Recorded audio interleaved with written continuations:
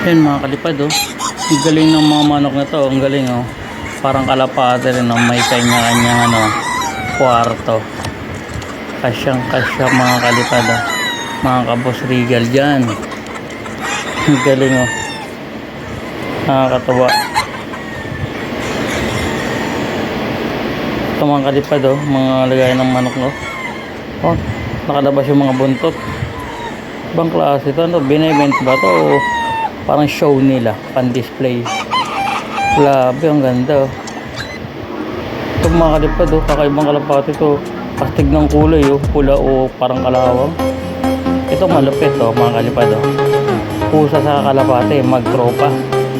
Masabay pa naglalakad. Ito mga kalipad oh, tignan mo yung ano niya no, yung kululoy oh. Ito mo training niya mga kalipad oh. Training niya ng kalapate niya oh. Tama oh.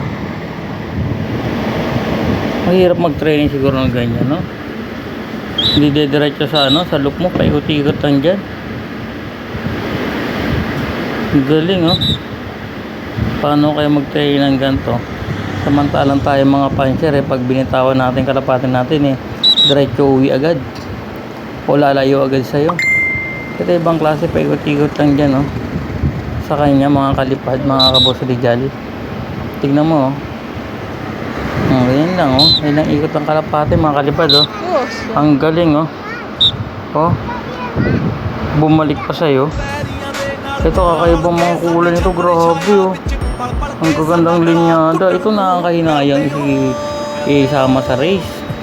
Malamang to pag ito ano eh, pag i-interesan eh. Oh. Ang gandang kulay, yung mamahalin oh. Hindi pwede ito isama sa karera. Kasi pag bitaw ito, siguradong swerte yung mga kalambat nito, mga kalipad. Gaganda oh. Itong kakaiba mga kalipad, sa dami ng kalapati niya oh. Ang ilang patoka kaya nauubos nito sa isang araw. Ang dami oh. Kahit ako, di ko kayang alagaan yung ganyan oh. No? Ilang sako kaya yan? Ang patoka mo sa araw. So pag nangitlog yan oh. Malamang pati itlog yan, ang dami. Grabe. Ito naman kakaibang ibon to, agila ba to, ulawin, tingnan mo, astig matayuan oh.